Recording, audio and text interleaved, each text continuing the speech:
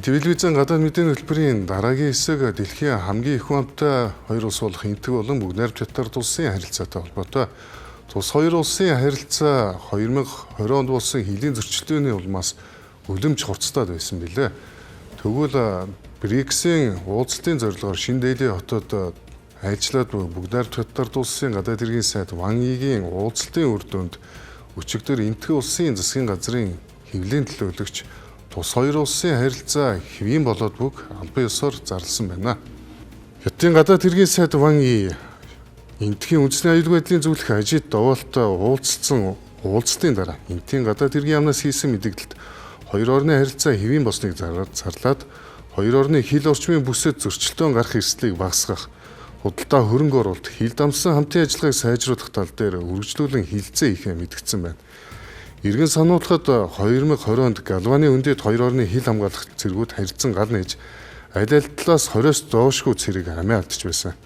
Энэ мөргөлдөөний улмаас хоёр орны харилцаа сүүлийн 60 гаруй жилийн хугацаанд хамгийн доод зэгтээ хүрч Энэтхэгийн зүгээс Хятадын 300 гаруй гар утасны аппликейшнийг хориглож худалдаа хөрөнгө оруулалтад нь хатуу хязгаарлалт тогтоогод байсан билээ.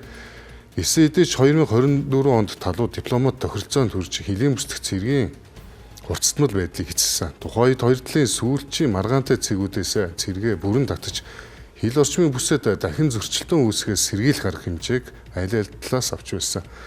Түүнээс хойш хоёр орны эдийн засгийн харилцаа айжмаар сэргсэн. Тухайлбал 2020 онд зогсоод байсан шууд нислэгүүд 2025 онд дахин нэгдсэн.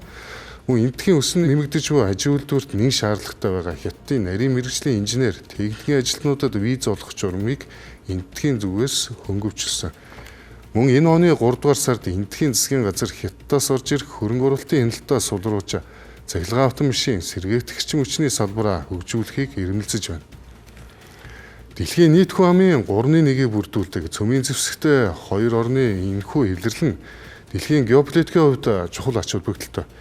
Энэтхэг улс энэ оны ихээр Америкийн нэгдсэн улсын шахалтаар Орос улбооны улсаас газрын тус худалдаа авахаа зогсоосон ч БРИКС болон Шанхай хамтын ажиллагааны байгууллагын гол гишүүн орн болох Хятадтай эдийн засгийн хамтын ажиллагаагаа аажмаар тэлэх сонирхолтой байна.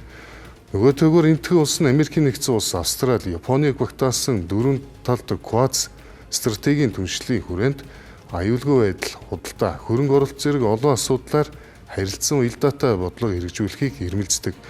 Ямар ч тач Хятадын гадаад хэргийн сайд Ван Игийн энэ удаагийн айлчлал нь Энэтхэг улсын олон талд прагматик гадаад бодлогын илрэл гэж шинжээчд үзэж байна.